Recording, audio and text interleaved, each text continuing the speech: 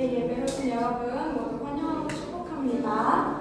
우리 모두 즐겁게 찬양 부르면서 예배 자리로 나갔으면 좋겠어요. 주님께 찬양을 드립니다. 오 예수 높임 받으소서. 나의 주인 내 구원 이끄시는 분. 오 예수 높임 받으소서. 오 예수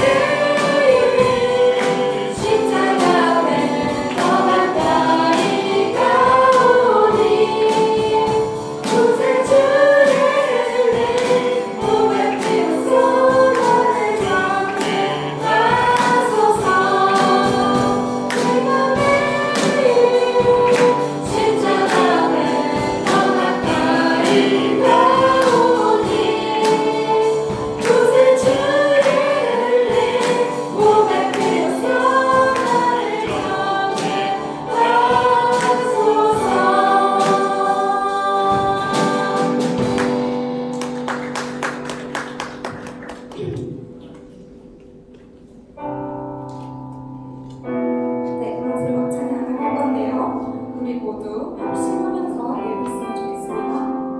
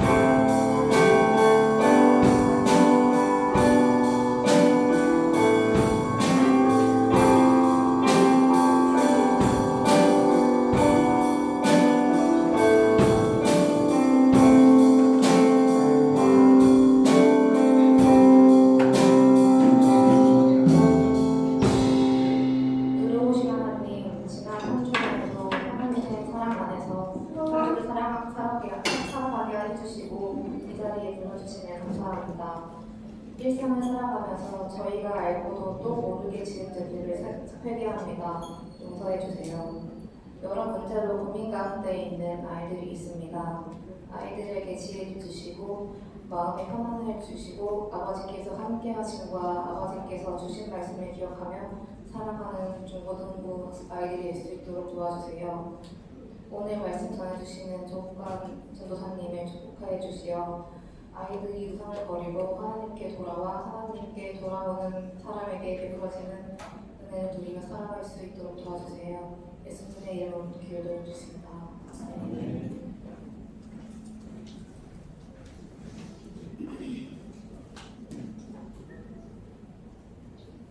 반갑습니다, 여러분. 우리 좌우 옆 사람들과 이렇게 인사합니다. 샬롬으로 인사하겠습니다. 샬롬, 사랑하고 축복합니다. 앞뒤 사람들과도 서로 얼굴 보면서 인사 나누겠습니다. 샬롬으로 인사합니다. 샬롬. 우리 보고 싶었던 선생님들을 향해서도 샬롬으로 인사합니다. 샬롬, 선생님 사랑하고 축복합니다. 네, 반갑습니다. 한 주도 잘 지내셨어요? 네, 마스크를 하는 친구들이 많이 있네요. 감기를 반갑습니다. 네. 오늘 우리가 함께 나눌 하나님 말씀은 이사야 45장 22절에서 25절 말씀입니다. 다 같이 봉독하시겠습니다. 거룩하신 하나님의 말씀입니다. 땅의 모든 끝이여 내게로 돌이켜 구원을 받으라. 나는 하나님이라 다른 이가 없느니라. 내가 나를 두고 맹세하기를 내 입에서 공의로운 말이 나갔은즉 돌아오지 아니하나니 내게 모든 무릎이 꿇겠고 모든 혀가 맹세하리라 하였노라. 어떤 자의 내게 대하여 말하기를 공의와 힘은 여호와께만 있나니 사람들이 그에게로 나아올 것이라. 무릇 주께 노하는 자는 수치를 당할 것이라. 이스라엘 자손은 다 여호와로 말미암아 의롭다 하심을 얻고 자랑하리라 하느니라. 다윗 공동체 여러분, 여러분은 혹시 이런 생각 해본 적 있나요? 나는 이미 너무 멀리 와버린 것 같아요. 하나님 앞에 다시 가기에 너무 많이 무너졌어요. 기도 안 한 지도 오래됐고 예배도 형식적이고 내 마음은 이미 식어버린 것 같아요. 그런데 오늘 하나님은 우리에게 놀라운 말씀을 하십니다. 야, 다시 와. 내게 돌아와. 그러면 살게 될 거야. 오늘 말씀의 핵심은 딱 하나입니다. 하나님은 완벽한 사람을 부르시는 분이 아니라 돌아오는 사람을 살리시는 분이라는 것입니다. 하나님은 돌아오라고 말씀하십니다. 다윗 공동체 여러분, 우리는 살아가면서 자꾸 하나님 말고 다른 곳으로 마음을 향할 때가 있습니다.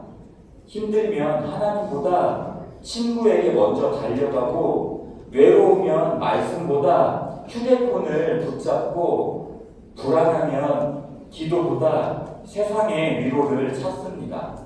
그런데 이상하죠? 그 순간은 괜찮은 것 같은데 시간이 지나면 마음이 더 공허해집니다. 왜냐하면 우리 영혼은 원래 하나님으로부터 채워지도록 만들어졌기 때문입니다. 이사야 45장 22절에서 하나님은 아주 단순하지만 강력하게 말씀하십니다. 내게로 돌이켜 구원을 받으라. 여러분, 하나님은 우리에게 너의 힘으로 살아남아라 라고 말씀하지 않으십니다. 버텨라, 강해져라, 안 무너지면 된다 이렇게 말씀하지 않으십니다. 하나님은 내게 돌아오라 말씀하십니다. 왜냐하면 구원은 열심히 해서 얻는 결과가 아니라 하나님께 돌아갈 때 시작되는 은혜이기 때문입니다. 여러분, 길을 잃어버린 아이가 해야 할 가장 중요한 건 혼자 해결하는 게 아닙니다. 부모에게 돌아가는 것입니다. 양이 길을 잃으면 스스로 길을 못 찾습니다. 그래서 목자가 찾으러 가는 겁니다. 우리도 마찬가지입니다. 죄는 단순히 나쁜 행동만이 아닙니다. 하나님 없어도 살 수 있다고 생각하는 마음, 그게 죄의 시작입니다. 그래서 사람은 하나님을 떠날수록 더 불안해집니다. 겉으로는 괜찮아 보여도 속은 무너져요. 밤이 되면 이유 없이 허전하고 사람들 속에 있어도 외롭고 웃고 있는데도 마음 한 구석이 차갑습니다. 왜냐하면 영혼은 하나님을 떠나서는 살 수 없기 때문입니다. 여러분, 휴대폰이 아무리 비싸고 좋아도 충전이 끊기면 결국 꺼집니다.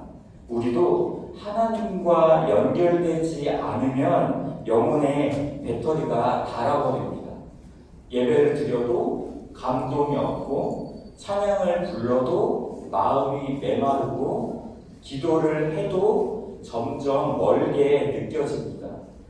그런데 중요한 건 그 상태에서도 하나님은 우리를 포기하지 않으신다는 것입니다. 우리가 하나님을 멀리 했어도 하나님은 여전히 말씀하십니다. 야, 그래도 돌아와. 지금이라도 내게 와. 내가 너를 살릴게. 여러분, 하나님은 화내며 여러분을 부르시는 아버지가 아니라 살리기 위해 부르시는 아버지이십니다. 제가 교통사고가 최근에 났을 때 이번 교통사고 이후에 병원에 누워 있으면서 이 생각을 정말 많이 했습니다. 내가 당연하게 살고 있었구나. 오늘 숨 쉬는 것도 은혜구나. MRI를 찍고 병실 천장을 바라보는데 하나님이 제 마음에 이런 감동을 주셨습니다. 국가나 네가 나를 놓쳐도 나는 너를 놓지 않았다. 그 말이 너무 눈물이 났습니다. 여러분, 우리가 하나님을 찾기 전에 사실 하나님이 먼저 우리를 붙잡고 계셨던 겁니다. 그래서 오늘도 우리를 향해 말씀하십니다. 돌아오라. 그리고 그 부르심은 특별한 사람만 향한 음성이 아닙니다. 바로 여기 있는 모든 사람을 향한 초청입니다. 본문은 이렇게 말합니다. 땅의 모든 끝이여 내게로 돌이켜 구원을 받으라. 여러분, 이 말씀에는 정말 놀라운 부분은 모든 끝이라는 표현입니다. 하나님은 지금 가까이 있는 사람만 부르시는 게 아닙니다. 가장 멀리 있는 사람, 가장 지쳐있는 사람, 가장 무너진 사람까지도 부르고 계십니다. 우리는 자꾸 이런 생각을 합니다. 하나님은 착한 애들을 좋아하실 거야. 기도 잘하는 사람만 사랑하실 거야. 나는 이미 너무 많이 망가졌어. 그런데 성경은 계속해서 말합니다. 하나님은 완벽한 사람을 찾으시는 분이 아니라 돌아오는 사람을 기다리시는 분이라고 말씀합니다. 여러분, 예수님이 이 땅에 오셨을 때 누구를 가장 많이 찾아가셨나요? 세리, 죄인, 병든 자, 사람들에게 손가락질 받던 그런 사람들. 왜일까요? 그들이 의로워서가 아닙니다. 스스로 살 수 없다는 걸 알고 있었기 때문입니다. 반대로 바리새인들은 겉으로는 완벽해 보였습니다. 기도도 잘하고 성경도 많이 읽고 종교적으로도 대단했습니다. 그런데 예수님은 그들의 교만한 마음을 슬퍼하셨습니다. 왜냐하면 자기는 괜찮다고 생각했기 때문입니다. 여러분, 신앙생활에서 가장 위험한 상태는 나는 괜찮아 라고 착각하는 것입니다. 눈물도 없고 회개도 없고 하나님 없어도 살아갈 만하다고 느끼는 상태, 그게 사실은 가장 위험한 상태입니다. 그런데 하나님은 오늘 말씀하십니다. 22절 말씀 앞에 땅의 모든 끝이여 라고 시작합니다. 이 말은 너도 포함이다 라는 뜻입니다. 혹시 지금 마음이 하나님과 멀어진 학생이 있나요? 예배는 드리는데 마음은 딴 데가 있고 찬양은 하는데 눈빛은 죽어 있고 교회는 오지만 하나님은 느껴지지 않는 학생이 있나요? 혹시 몰래 울고 있는 학생이 있나요? 친구 문제, 가정의 아픔, 성적 스트레스, 비교와 열등감 때문에 속으로 무너지고 있는 학생이 있습니까? 그런데 하나님은 그런 여러분에게 말씀하십니다. 그래도 와, 내게 와, 너라도 와. 여러분, 사탄은 계속 이렇게 속삭입니다. 넌 끝났어. 넌 하나님께 못 가. 너 같은 애를 하나님이 사랑하시겠니? 그런데 복음은 정반대로 말합니다. 그래서 예수님이 오셨다. 건강한 사람에게 의사가 필요 없듯이 예수님은 상처 없는 사람을 위해 오신 게 아닙니다. 사랑해야 할 사람을 위해 오셨습니다. 탕자의 이야기를 기억하나요? 아들은 아버지 재산을 다 날리고 인생 다 망치고 돼지 우리까지 내려갔습니다. 그리고 이런 마음으로 돌아갑니다. 나는 이제 아들이라 불릴 자격이 없습니다. 그런데 아버지는 그 말을 끝까지 듣지도 않으셨습니다. 멀리서부터 달려오셨습니다. 끌어안으셨습니다. 왜요? 돌아왔기 때문입니다. 여러분, 하나님은 오늘도 돌아오는 한 영혼을 기다리고 계십니다. 그리고 저는 믿습니다. 오늘 이 예배 가운데 하나님께 다시 돌아오기로 결심하는 학생이 있을 줄 믿습니다. 기도가 끊어졌던 학생, 예배가 식어버린 학생, 죄책감 속에 숨어있던 학생, 하나님은 여러분을 정죄하려고 부르시는 게 아닙니다. 살리려고 부르셨습니다. 그리고 그 부르심 앞에 반응하는 순간 우리 인생에는 새로운 일이 시작됩니다. 25절 말씀입니다. 이스라엘 자손은 다 여호와로 말미암아 의롭다 하심을 얻고 자랑하리라. 여러분, 하나님께 돌아온다는 건 단순히 교회 다시 열심히 다녀야지 이 정도가 아닙니다. 하나님께로 돌아오면 사람 자체가 새로워집니다. 생각이 바뀌고 시선이 바뀌고 삶의 방향이 바뀝니다. 전에는 사람들의 인정이 중요했는데 이제는 하나님이 나를 어떻게 보시는지가 중요해집니다. 전에는 혼자 버티며 살았다면 이제는 혼자 붙들고 이제는 하나님 붙들고 살아가게 됩니다. 전에는 겉으로는 웃고 속으로는 무너졌다면 이제는 진짜 살아나는 은혜를 경험하게 됩니다. 여러분, 예수님은 사람을 조금 고쳐주는 분이 아닙니다. 죽어가던 영혼을 다시 살리시는 분입니다. 신약 성경에 그런 한 사람이 있습니다. 바로 막달라 마리아입니다. 성경은 막달라 마리아 안에 7 귀신이 있었다고 말합니다. 그 말은 단순히 귀신 들렸다는 정도가 아니라 그 인생이 완전히 무너져 있었다는 뜻입니다. 아마 사람들은 그녀를 피했을 겁니다. 손가락질 했을 수도 있습니다. 저 사람은 끝났어. 희망이 없어. 저 인생은 망가졌어. 그런 시선 속에 살아갔을지도 모릅니다. 그런데 예수님이 막달라 마리아를 만나십니다. 그리고 그녀 안에 있던 어둠을 몰아내십니다. 여러분, 예수님을 만난 후에 막달라 마리아 인생은 완전히 달라집니다. 도망치던 사람이 예수님 곁에 머무는 사람이 되고, 어둠 속에 살던 사람이 복음을 증언하는 사람이 됩니다. 심지어 예수님이 십자가에 달리실 때 많은 사람이 도망갔는데 막달라 마리아는 끝까지 그 자리에 남아 있었습니다.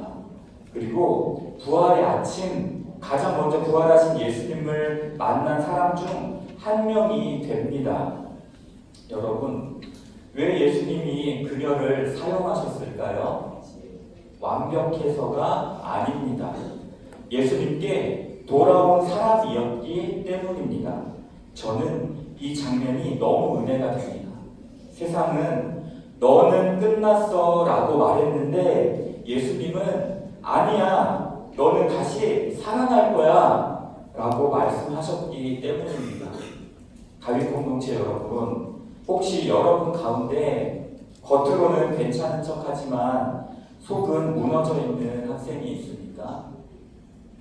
아무도 모르게 우는 학생이 있습니까?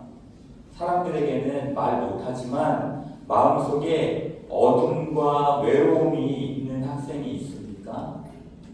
그런데 오늘 하나님은 말씀하십니다. 내게 돌아오라. 내가 너를 다시 살리겠다. 여러분, 복음은 착한 사람 이야기가 아닙니다. 살아난 사람 이야기입니다. 예수님은 완벽한 사람을 찾으시는 게 아니라 다시 하나님께 돌아오는 사람을 붙드십니다. 저는 교통사고 이후 병실에 누워있으면서 이 생각을 정말 많이 했습니다. 내 인생은 내 힘으로 유지되는 게 아니구나. 오늘도 하나님이 붙들고 계셔서 살아가는 거구나. 그 시간 속에서 예배가 다시 소중해졌고, 기도가 다시 간절해졌고, 하나님께 더 가까이 가고 싶어졌습니다. 여러분, 하나님께로 돌아오면 영혼이 다시 살아납니다. 찬양이 살아나고, 기도가 살아나고, 예배가 살아납니다. 그리고 그 시작은 거창하지 않습니다. 그냥 하나님께 이렇게 말하는 겁니다.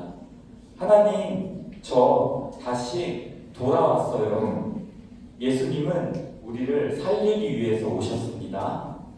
여러분, 왜 하나님이 오늘 우리에게 돌아오라 말씀하실 수 있을까요? 왜 하나님은 끝난 것 같은 인생에게도 다시 살아날 수 있다 말씀하실까요? 그 이유는 단 하나입니다. 예수님이 우리를 살리기 위해 오셨기 때문입니다. 우리는 원래 하나님께 갈 수 없는 존재였습니다. 죄 때문에 하나님과 멀어졌고, 상처 때문에 숨어 있었고, 두려움 때문에 도망치며 살아갔습니다. 그런데 예수님이 그 거리를 직접 걸어오셨습니다. 우리를 하나님께 다시 데려가기 위해 십자가를 지셨습니다. 여러분, 십자가는 단순히 예수님이 고난 당하셨다 이 이야기가 아닙니다. 십자가는 너를 포기하지 않겠다라는 하나님의 사랑입니다. 우리가 하나님을 떠났는데 하나님은 우리를 먼저 찾아오셨습니다. 우리가 넘어졌는데도 예수님은 우리를 다시 일으키러 오셨습니다. 우리가 죄 가운데 있었는데 예수님은 그 죄를 대신 지고 십자가에 달리셨습니다. 그래서 이제는 누구든지 예수님께 돌아오기만 하면 살아날 수 있게 된 것입니다. 여러분, 사탄은 계속 여러분에게 말할 겁니다. 너는 안 변해. 넌 이미 늦었어. 넌 또 넘어질 거야. 그런데 예수님은 말씀하십니다. 그래도 내가 너를 사랑한다. 그래도 내가 너를 붙든다. 그래도 다시 시작할 수 있다. 이게 복음입니다. 다윗 공동체 여러분, 하나님은 오늘 여러분을 정죄하려고 이 자리에 부르신 게 아닙니다. 살리려고 부르셨습니다. 다시 예배의 자리로 부르시고, 다시 기도의 자리로 부르시고, 다시 하나님 품으로 부르십니다. 혹시 여러분 가운데 요즘 영적으로 너무 지친 학생이 있습니까? 기도가 안 되는 학생, 예배가 재미없는 학생, 하나님이 멀게 느껴지는 학생이 있습니까? 혹시 사람들 앞에는 웃고 있는데 혼자 있을 때는 무너지는 학생이 있습니까? 오늘 하나님이 말씀하십니다. 내게 돌아오라. 내가 너를 다시 살리겠다. 여러분, 돌아오는 건 부끄러운 일이 아닙니다. 은혜의 시작입니다. 넘어졌는데 다시 일어나는 것, 무너졌는데 다시 하나님 붙드는 것, 식어버렸는데 다시 예배 자리로 오는 것, 그게 믿음입니다. 그리고 저는 믿습니다. 오늘 이 예배 가운데 하나님께 다시 돌아오기로 결심하는 학생이 있을 줄 믿습니다. 예수님께 다시 마음을 드리기로 결단하는 학생이 있을 줄 믿습니다. 여러분, 하나님은 지금도 돌아오는 한 영혼을 가장 기뻐하십니다. 이 시간 우리 마음을 열고 주님께 다시 나아갑니다. 그리고 전도사님과 함께 하나님과 이렇게 고백했으면 좋겠습니다. 하나님, 저 돌아왔어요. 저를 다시 살려주세요. 이런 고백으로 이번 주도 승리하는 여러분의 인생의 여정, 믿음의 여정 되기를 기도하며 축복합니다. 다윗 공동체 여러분, 이 시간 눈을 감고 전도사님과 함께 천천히 따라 고백합시다. 한 문장 한 문장 따라하며 하나님께 우리의 마음을 올려드립시다. 하나님 아버지, 저를 사랑해 주셔서 감사합니다. 하나님, 제가 주님보다 세상을 더 붙들고 살았던 것을 용서해 주세요.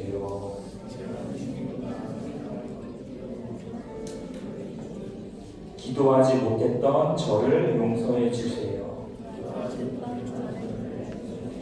예배가 식었던 버렸던 저를 용서해 주세요.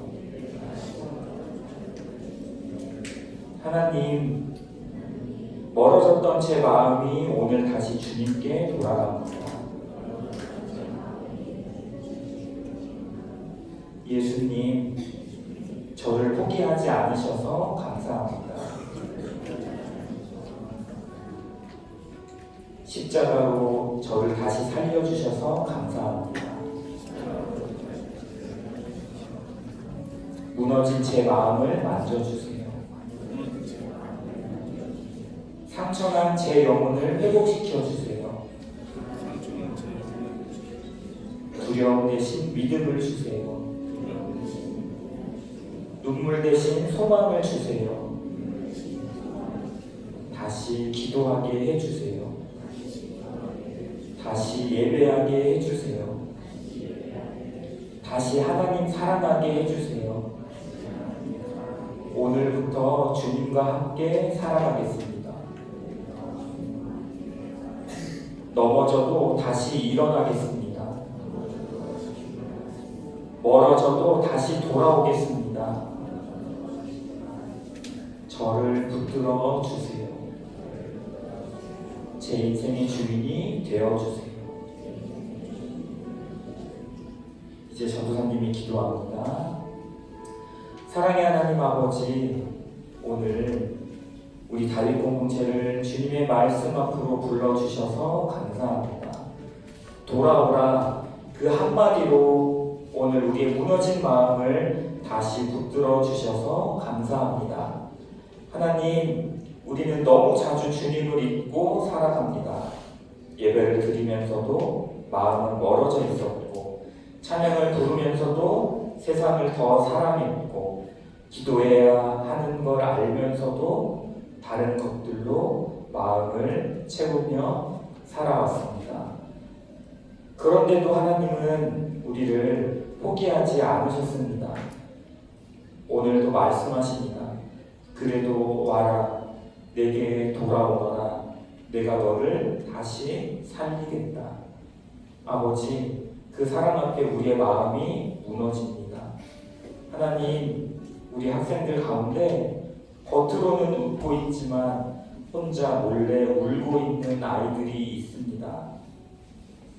괜찮은 척하지만 마음 깊은 곳에서는 외로움과 두려움으로 무너지고 있는 아이들이 있습니다.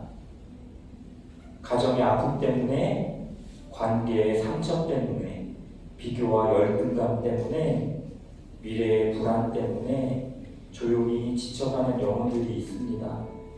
주님, 그 아이들의 이름을 한 사람 한 사람 불러주세요. 내가 너를 안다. 내가 너를 사랑한다. 내가 너를 포기하지 않는다. 그 음성을 듣게 하여 주옵소서.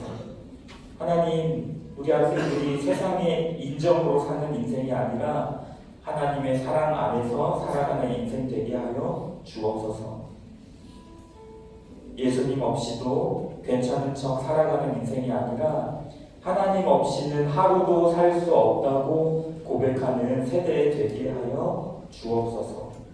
주님, 이 시간 우리 가운데 다시 살아나는 영혼들이 있게 하여 주옵소서.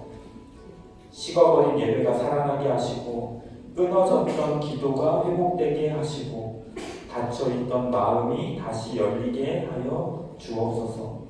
특별히 우리 다윗 공동체 가운데 성령의 불을 부어주십시오. 형식적인 신앙이 아니라 진짜 예수님을 사랑하는 세대 되게 하여 주옵소서. 한 번의 예배로 끝나는 믿음이 아니라 학교에서도 가정에서도 혼자 있는 시간 속에서도 주님을 붙드는 믿음 되게 하여 주옵소서. 하나님, 저도 고백합니다. 교통사고 이후 병원에 누워 제 생명이 당연하지 않다는 것을 깨닫게 하셨습니다. 오늘도 숨쉬는 것이 은혜이고 오늘도 예배하는 것이 기적이라는 것을 알게 하셨습니다.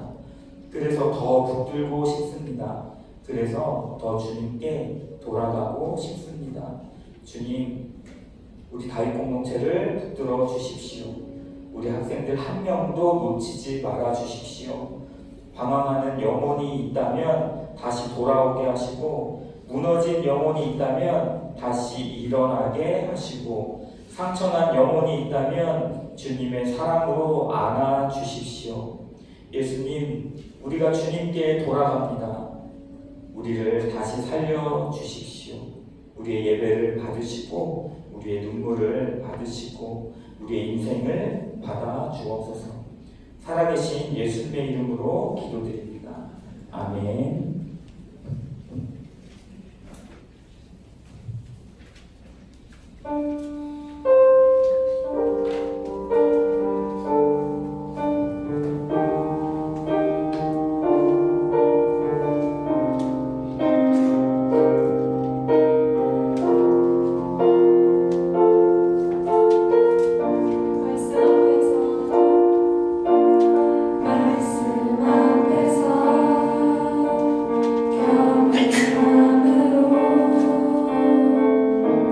주께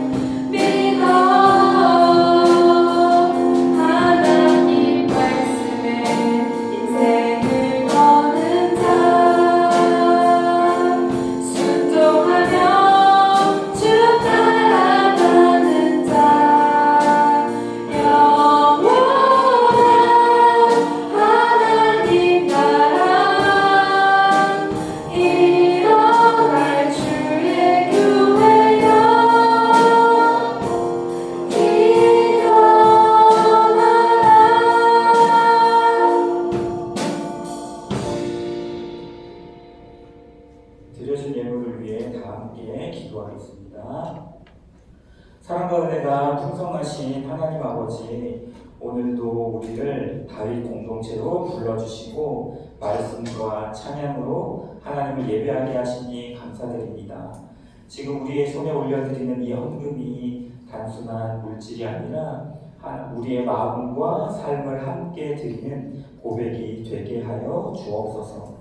우리가 가진 모든 것이 하나님께로부터 왔음을 믿음으로 고백합니다. 각자의 형편은 다르지만 감사로 드리는 손길을 기쁘게 받아주시고 작은 순종 위에 하나님의 나라를 세워 주옵소서. 이 헌금을 통해 다윗 공동체가 다음 세대를 살리고 복음을 전하며 하나님의 사랑을 흘려보내는 공동체 되게 하여 주옵소서. 헌금을 드리는 우리의 삶도 함께 주님께 올려드립니다. 학교에서, 가정에서, 친구들 사이에서 하나님의 사랑으로 살아가게 하시고 우리의 오늘이 주님께 영광이 되게 하여 주옵소서. 모든 것을 주관하시는 우리 주 예수 그리스도의 이름으로 기도드립니다. 아멘. 다 같이 주기도문 하시겠습니다. 하늘에 계신 우리 아버지, 아버지의 이름을 거룩하게 하시며 아버지의 나라가 오게 하시며 아버지의 뜻이 하늘에서 같이 땅에서도 이루어지게 하소서. 오늘 우리에게 일용할 양식을 내려주시고 우리가 우리에게 잘못한 사람을 용서하여 주는 것 같이 우리 죄를 용서하여 주시고 우리를 시험에 빠지지 않게 하시고 악에서 구하소서. 나라와 권능과 영광이 영원히 아버지의 것입니다. 아멘. 우리 파송곡 부르면서 예배를 마치도록 하겠습니다.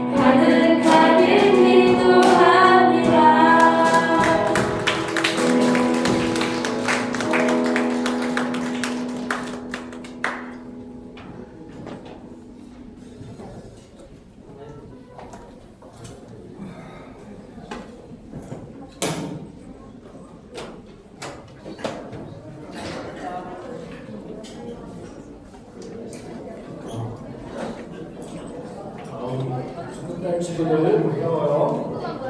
자, 우리 오랜만에 온 친구들 소개하고 우리 2학년 3반에 우리 친구가 오랜만에 두 번째 왔죠?